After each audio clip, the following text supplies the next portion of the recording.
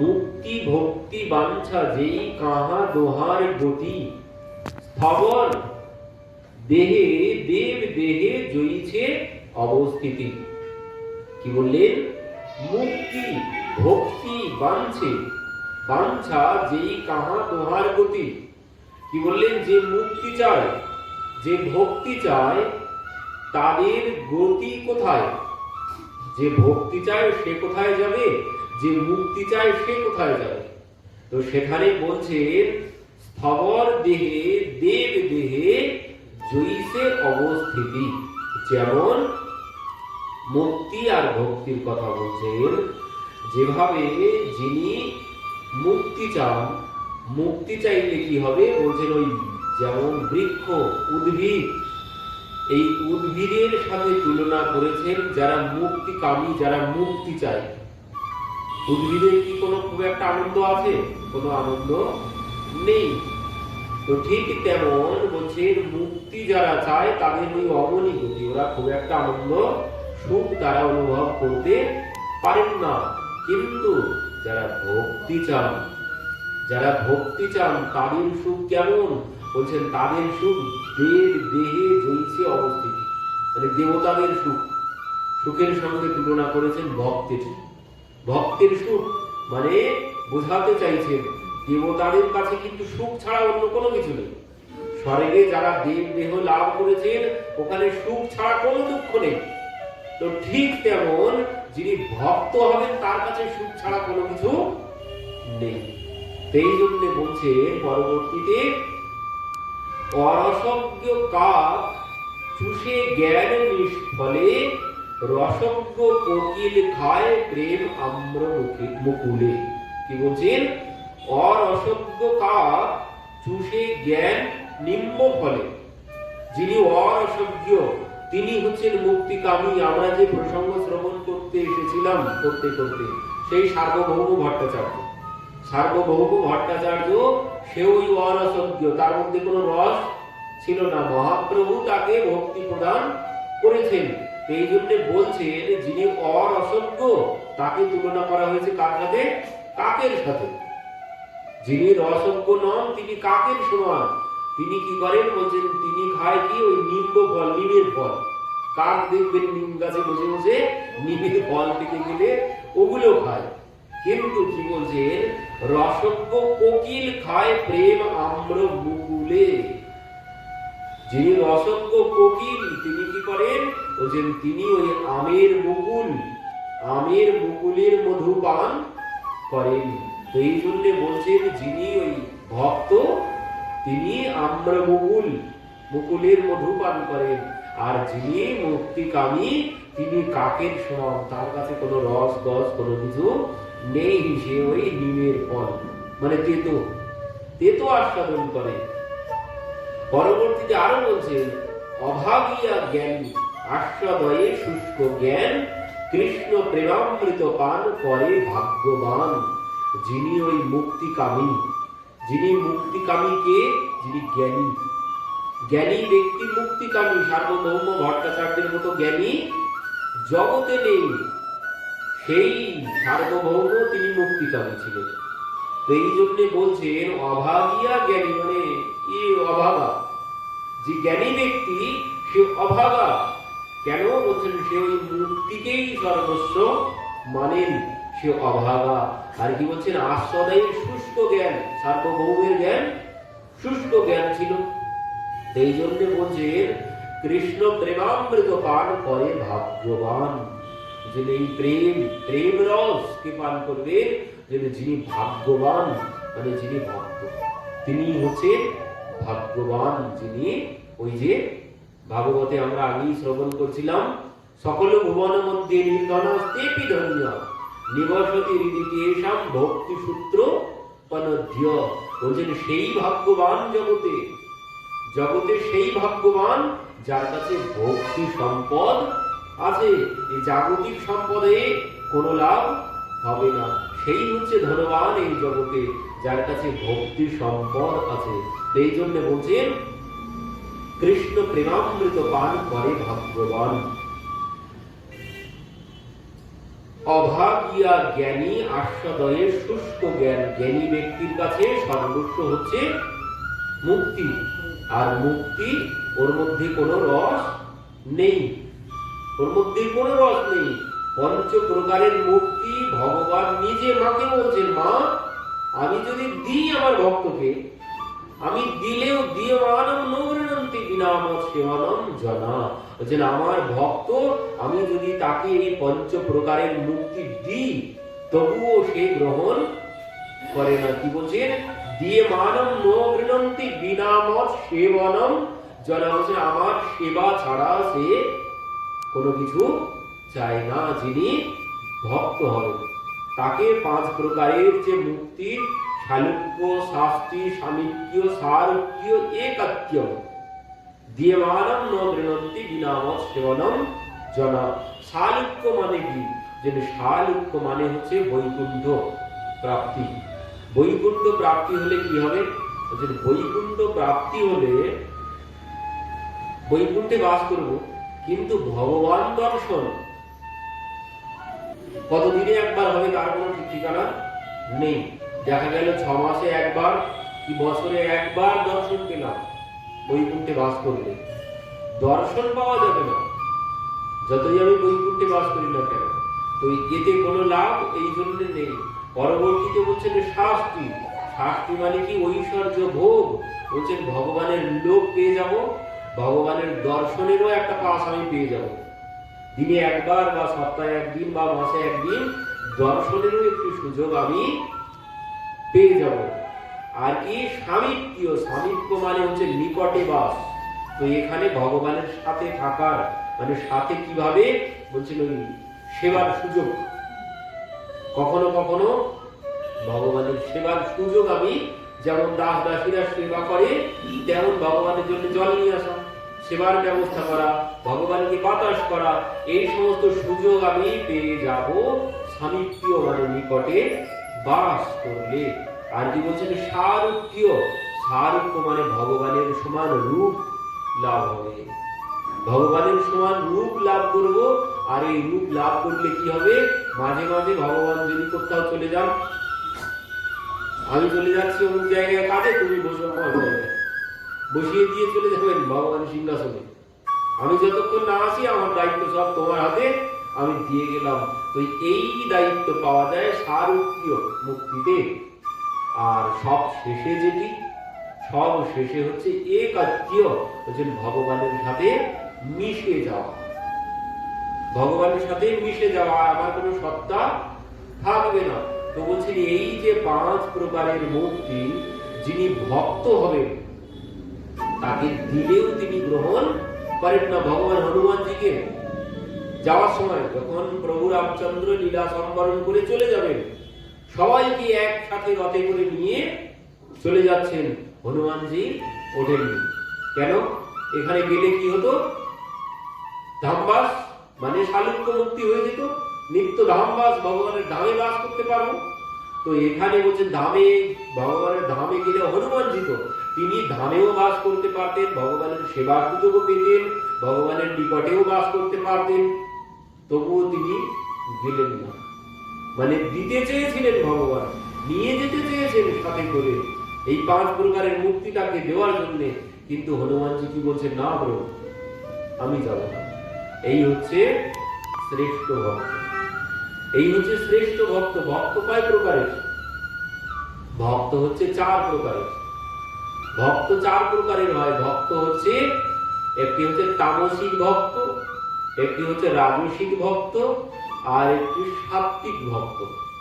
আর এই 3 প্রকারের ভক্ত তামসিক, তামসিক ভক্তকে, তামসিক ভক্ত হচ্ছে ওই ভগবানের কাছে আসে চাওয়ার জন্য, প্রভু তুমি ওকে সব দিলে আমাকে কোনো কিছু দিলে না, তোমার কোনো বিচার নেই। এই হচ্ছে তামসিক ভক্তের লক্ষণ।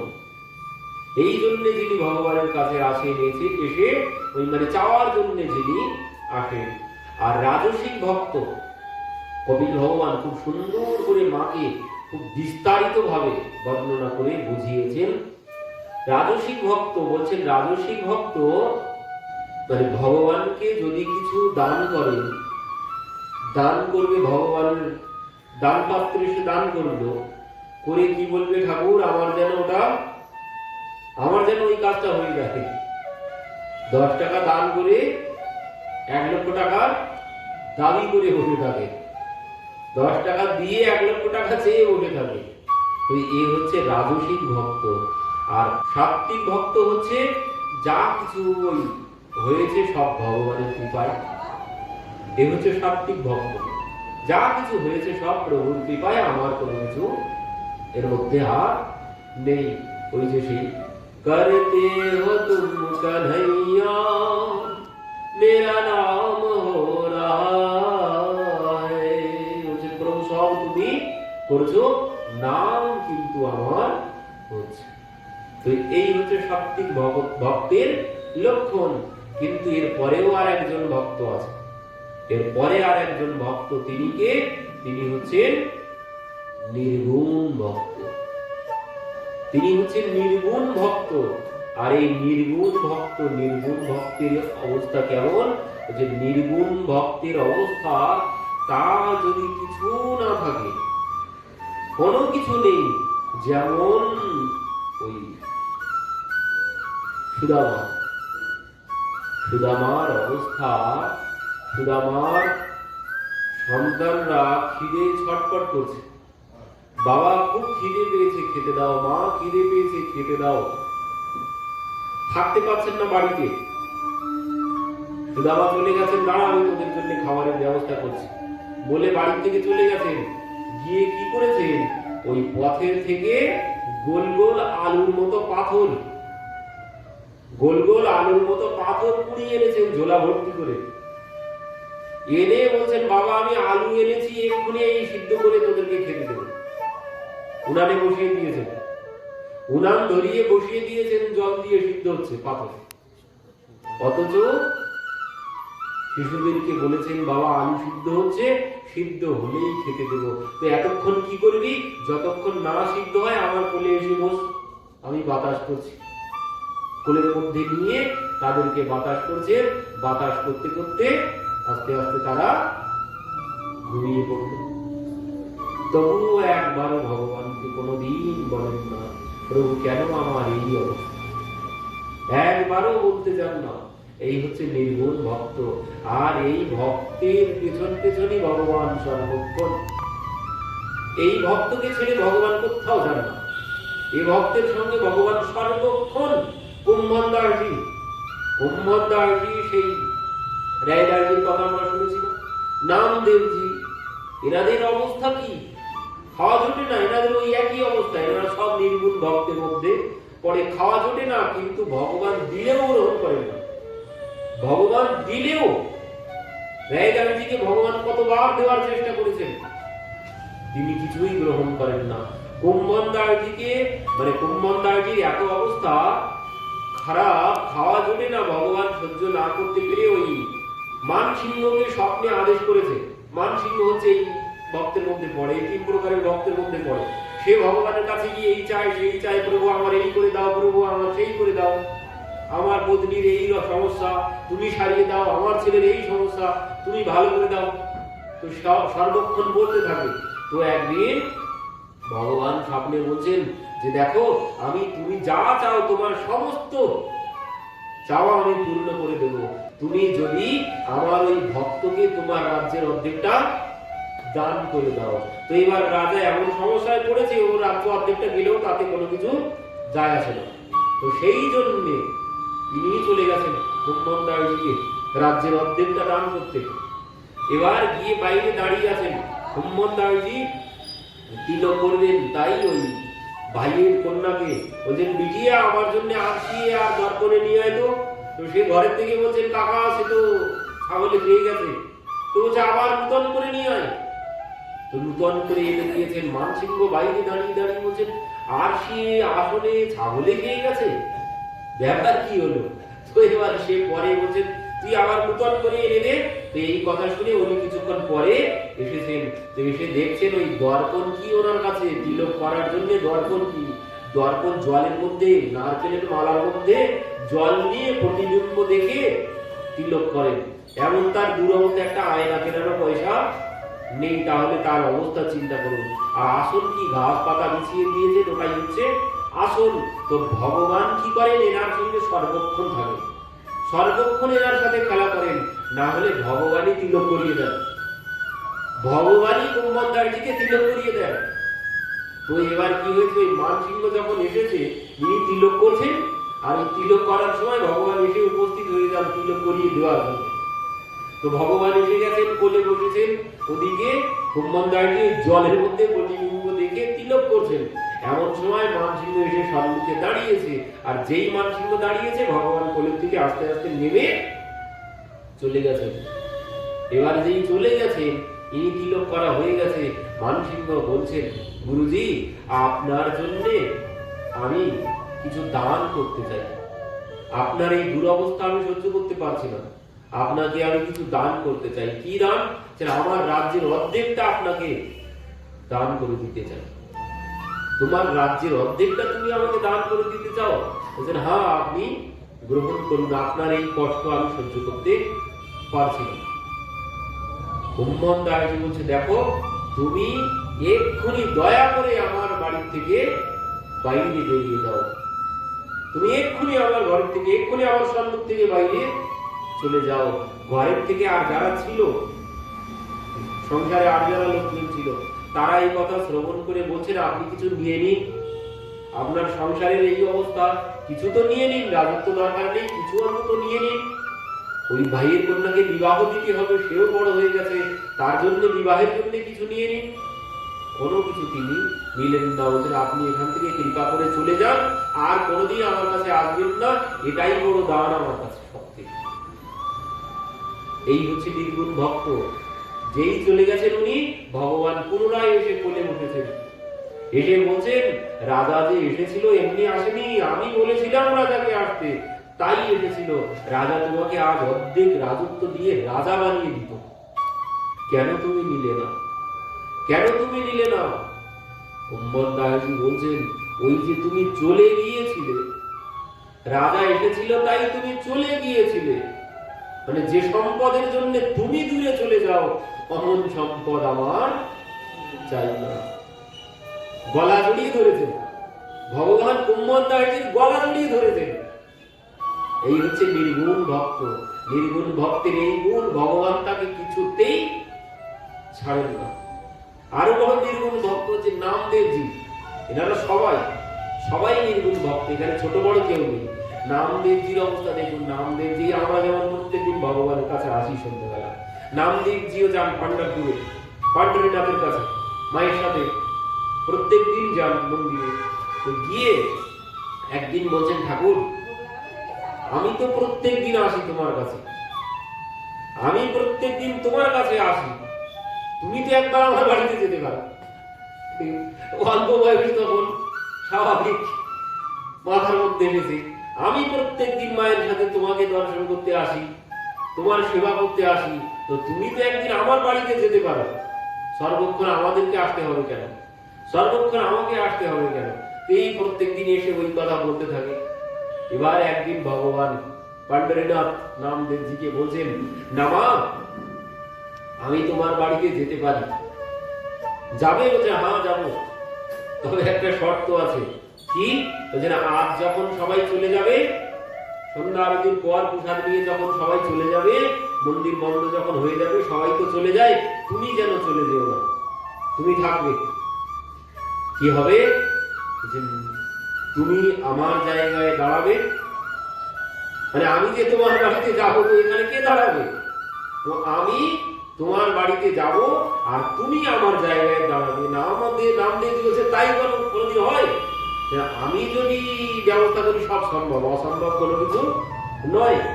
কেউ তোমাকে চিনতে পারবে না, আমি তোমাকে একদম আমার মতো করে সাজিয়ে দেব। আর কি বলছেন, ওই আমি যেভাবে দাঁড়িয়ে থাকি কোমরে হাত দিয়ে, পাণ্ডরীনাথ কোমরে হাত দিয়ে দাঁড়িয়ে থাকেন, ওইভাবে কোমরে হাত দিয়ে দাঁড়িয়ে থাকতে হবে, আমি তোমার বাড়িতে চলে যাব। বললেন ঠিক আছে। আর দেখো, ভোরবেলা যখন মন্দির খোলা হবে, তোমাকে কি করবে? প্রথমে তো দ্বার খুলবে, তারপরে এসে তোমাকে দই দুধ ঘৃত মধু দিয়ে স্নান করাবে। কোনো কিছু বললে কিন্তু চলবে না।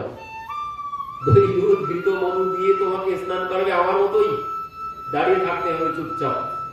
তারপরে কিন্তু ওই পোশাক ধারণ করাবে, সেখানেও কোনো কিছু বললে চলবে না, সোজা হয়ে চুপচাপ দাঁড়িয়ে থাকতে হবে। তারপরে অনেক কিছু ওই ভোগ লাগবে, ও দেখে কিন্তু খেলে চলবে না, তাই যত খিদে লাগুক চুপচাপ দাঁড়িয়ে থাকতে হবে, কোনো কিছু কিন্তু খাওয়া যাবে না। তারপরে দেখবে ওই ভোগের পরে যখন হয়ে যাবে, ওই সবাই এসে তোমার পা জড়িয়ে ধরবে, এসে বলবে ঠাকুর আমার এই করে দাও, আমার সেই করে দাও, ওই করে দাও। নানান ভক্ত এসে নানান কথা বলবে, কোনো কথা বললে কিন্তু চলবে না, কোনো কথা বললে চলবে না। কারণ যে যাই বলুক, যে যতই এসে নিবেদন করুক, যে যতই কষ্ট পাক, তাতে কোনো কিছু তোমাকে বললে চলবে না। কেন? যে ওদের কর্মফল ওরাই ভোগ করবে, ওতে তোমার কোনো কিছু বলতে হবে না, তুমি চুপচাপ দাঁড়িয়ে হবে। পারবে?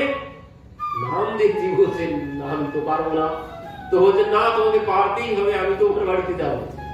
তো এবার যখন ভগবান ধরেছেন নামদেবজি বাধ্য, তো সবাই চলে গেছে, উনি থেকে গেছে। রাত্রিতে ভগবান নামদেবজিকে সুন্দর করে সাজিয়েছেন, সাজিয়ে এবার সকালবেলা ভগবান বেরিয়ে গেছেন, নামদেবজি ভগবানের জায়গায় দাঁড়িয়ে আছেন। দ্বার খোলা হয়েছে, এবার দ্বার খুলে ওনার মাথায় এবার দই দুধ ঘৃত মধু দিয়ে প্রথমে মঙ্গল আরতি হয়েছে। মঙ্গল আরতির পর এবার ভগবানকে স্নান করানো হয়েছে। স্নানের পর ভোগ লাগানো হয়েছে, মানে ভগবান যেমন যেমন বলে গিয়েছিল সব ঠিকঠাক ভাবে সেইভাবে হচ্ছে। এরপরে ওই ভক্তরা ভোগ লাগলো, উনি চুপচাপ দাঁড়িয়ে আছেন, কোনো কিছু খাওয়া যাবে না, খেলে চলবে না, তো সেইভাবে চুপচাপ দাঁড়িয়ে আছেন। পরবর্তীতে এবার ভক্তরা এসে তো ওইভাবে চরণ ধরে বলতে শুরু করেছে, উনি চুপচাপ দাঁড়িয়ে আছে। এবার কি হয়েছে, ভগবান চলে গেছেন নামদেবজির মার কাছে, গিয়ে বলছেন মা শিগগিরই খেতে দাও। কি ব্যাপার? ওদিকে তো তিনি দেখে অবাক, বলছেন আমার নামা কোথায় গেল? তোমার কাছে গিয়েছিল, রাত্রিতে ফিরে আসেনি। তো বলছেন মা নামা আমার জায়গায় দাঁড়িয়ে আছে, নামা আমার জায়গায় দাঁড়িয়ে আছে, তো মা তুমি শিগগিরই আমাকে খেতে দাও। তো এবার ওদিকে খেতে দিয়েছে, ভগবানের ভোগ লাগিয়েছেন। ভগবান ভোগ লাগিয়ে এবার দুপুরবেলার দিকে মন্দিরের দ্বার যখন দুপুরের পরে খোলা হয়, এবার ভগবান ভাবছেন চারিদিকে আছে নামা কি করছে। এবার ভগবান কি করছেন, সম্পূর্ণ শরীর অঙ্গ পুরো ঢেকে একটি কালো কাপড়ে, কালো চাদরে সমস্ত অঙ্গ ঢেকে ভক্তদের মধ্যে মিশে ভক্তদের মতোই এবার ভগবান দর্শন করছেন। ভগবান এসেছেন, ভগবান এসে সবাই তো একের পর এক প্রণাম করছে আর চলে যাচ্ছে।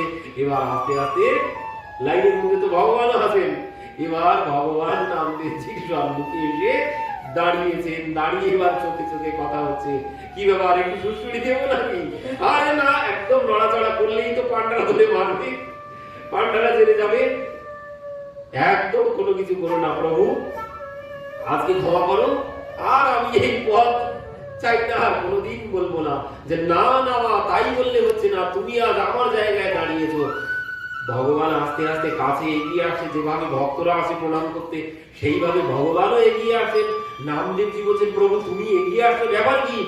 তুমি যেন ভক্তের মতো আমাকে প্রণাম করো না। না নামা, আমি আজ প্রণাম করবো, আজ তুমি আমার জায়গায়। এবার ভগবান কি করেছে, নামদেবজির চরণ জড়িয়ে ধরেছে।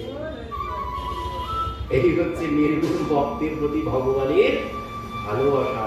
নামদেবজি বলছেন প্রভু তোমার কাছে আমি এত তো চাইনি, আমি এত চেয়েছি, হয়তো সামান্য কামনা করেছি, তার জন্য এত তো আমি চাইনি প্রভু, তুমি কেন সামান্যতে ভক্তকে কেন এত কৃপা করো? আমি এমন চাওয়া তোমার কাছে চাইনি। এই নির্গুণ ভক্ত, এই হচ্ছে নির্গুণ ভক্তের প্রমাণ, মানে যিনি ভগবানের কাছে এসে কোনো কিছু চান না, কোনো কিছু ভগবান দিলেও তিনি গ্রহণ করেন না, তো সেই হচ্ছে নির্গুণ ভক্ত। কি বলছেন এখানে, লক্ষণম ভক্তি যোগস্ব নির্গুণস্ব উদারিতম অহৈতুক্য ব্যবহিত ইয়া ভক্তি পুরুষোত্তমে, মানে এই হচ্ছে উত্তম ভক্তির লক্ষণ, এই হচ্ছে উত্তম ভক্তি, যার কোনো কিছু চাওয়া নেই।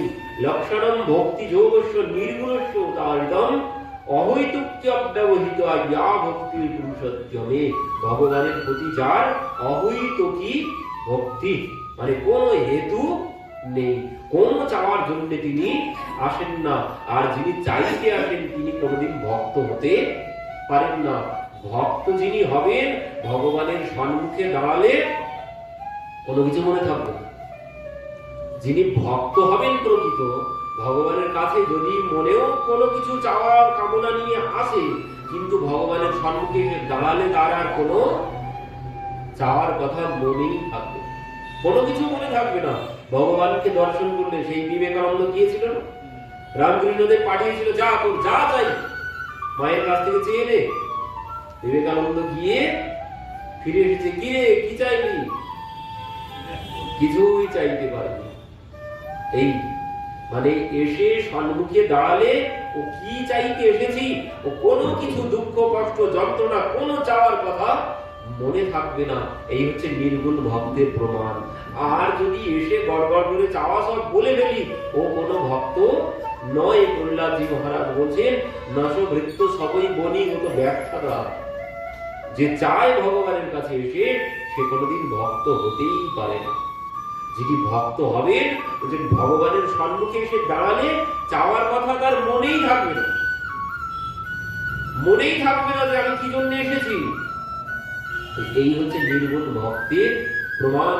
এই নামদেবজি এমন এত বড় নির্গুণ ভক্ত, দেখুন কত ভগবান তাকে দেওয়ার জন্য কত চেষ্টা করেছেন, কোনো কিছু গ্রহণ করেননি।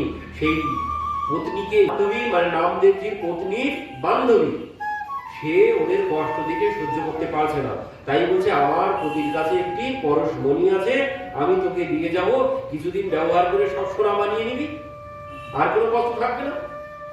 এই জন্য দিয়েছে। নামদেবজি যখন এবার খেতে বসেছেন, দেখছেন খেতে বসে লবণ জোটে না, আর 56 ভোগ সম্মুখে, ব্যাপার কি কোথা থেকে এলো, কোথা থেকে এলো? তখন বলছে আমি সব ব্যবস্থা করেছি, তুমি সব পেয়ে নাও, কোনো চিন্তা করতে হবে না, আগে জানতে চাই কোথা থেকে এলো। তখন বলছেন আমি একটা পরশমণি পেয়েছি, কই দেখি দেখি। এবার যেই হাতে দিয়েছেন, সঙ্গে সঙ্গে নামদেবজি কি করেছেন, ফেলে দিয়েছেন চন্দ্রভাগা নদীতে। ওনার বাড়ির সম্মুখে এখনো আছে ওনার কুটিয়া, চন্দ্রভাগা নদীর তীরে। তো সেই চন্দ্রভাগা নদীতে ফেলে দিয়েছেন। তখন পত্নী বলছে, হায় সর্বনাশ, তুমি কি করলে? আমার বান্ধবী দিয়েছিল, তাকে ফেরত দেবো কি করে? তখন বলছেন আগে কেন বললি না, আগে কেন বললি না যে বান্ধবী দিয়েছে? আগে কি বলেছেন, পেয়েছি। এবার তো চিন্তায় পড়ে গেছেন, কি হবে কি হবে। এবার যার জিনিস সে কিছুদিন পরে জানতে পেরেছেন, কিছুদিন পর জানতে পারলেন যে এই ঘটনা। সে তখন লোকজন ডেকে এনে বলছেন এই নামা ভণ্ডামি করছে, এই লোভে পড়ে বলছে ফেলে দিয়েছি। কেউ কোনোদিন পরশমণি ফেলে দেয়? কোন বোকা ফেলে দেবে পরশমণি? কেউ ফেলে দেয়? এবার এনাকে তো মারতে যাচ্ছেন। নামদেবজি বলছে, দেখো দাঁড়াও, তোমার পরশমণি দরকার, চলো। সবাইকে নিয়ে ওই চন্দ্রভাগা নদীতে এসেছেন। এসে জলে হাত দিয়ে বলছেন, হে মাতা, তোমার কাছে যে পরশমণিটা দিয়েছিলাম তুমি ফিরিয়ে দাও তো। আর যেই বলেছেন, এক ঢেউয়ে হাজার হাজার পরশমণি এসে উঠেছে। যার পরশমণি তাকে বলছেন, আপনার এর মধ্যে কোনটি বেছে আপনি নিয়ে নিন।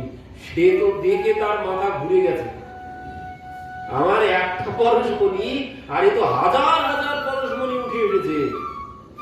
তার মানে এই নামদেবজির মধ্যে কত বড় ক্ষমতা আছে। তো এত বড় ক্ষমতা থাকতেও তার এই অবস্থায় তিনি কেন থাকেন? এই অবস্থায় তিনি কেন থাকেন? তো এই হচ্ছে নির্গুণ ভক্ত। তার কাছে ও এই জাগতিক জগতের সম্পদ কোনো সম্পদ নয়। তার কাছে সম্পদ একমাত্র ভগবান নাম। একমাত্র ভগবান নামই হচ্ছে তার কাছে ধন সম্পদ। তার কাছে জাগতিক ক্ষুধা তৃষ্ণা কোনো কিছু নেই। মানে এই যে বললাম জগতের ত্রিতাপ, সে তো মন সর্বক্ষণ দিয়ে রেখেছে ভগবানের চরণে। এই জন্য জাগতিক ত্রিতাপ ক্ষুধা তৃষ্ণা কোনো কিছু তার অনুভবের মধ্যে নেই। সে মনটা সর্বক্ষণ ভগবানের চরণে লাগিয়ে রেখেছেন। তো এই হচ্ছে নির্গুণ ভক্ত, এই হচ্ছে শ্রেষ্ঠ ভক্ত। আর যিনি ভক্ত তার এই প্রাপ্তি, তার চাওয়া কি বলছেন? তার চাওয়া হচ্ছে প্রভু। যিনি মুক্তি চায়, যিনি মুক্তি চায় তার চাওয়া কি? যে ওই সে লীন হয়ে যাবে। ঈশ্বর অংশ জীব অবিনাশী। যে মুক্তি চায়, যে জ্ঞানী ভক্ত, সে জানে যে ওই যে রামানন্দ সার্বভৌম বলেছিল যে জীব আর ঈশ্বরের মধ্যে কোনো ভেদ নেই। যে জ্ঞানী ব্যক্তি, কর্কশ জ্ঞানী ব্যক্তি যিনি, তার মতে জীব আর ভগবানের মধ্যে কোনো ভেদ নেই, একই বিষয়। মহাপ্রভু বোঝালেন, দেখো তা কোনদিন সম্ভব নয়। হয়তো ঈশ্বর অংশ জীব অবিনাশী, জীব ভগবানেরই অংশ, তাই বলে কোনোদিন জীব ভগবান হতে পারে না। রামানন্দ আচার্য সার্বভৌমের মতে ভগবান আর জীবের মধ্যে কোনো ভেদ নেই। কিন্তু মহাপ্রভু বললেন না, সম্পূর্ণ ভেদ আছে, কোনোদিন সম্ভব নয়। জীব আর ভগবান কোনোদিন এক হতে পারে না। কেন বলছেন? একজন মায়াধীশ আর আমি মায়াবদ্ধ। তিনি মায়ার মালিক আর আমি সেই মায়ার মধ্যে ডুবে আছি। কোনোদিন ভগবান আর জীবের মধ্যে এক হতে পারে না।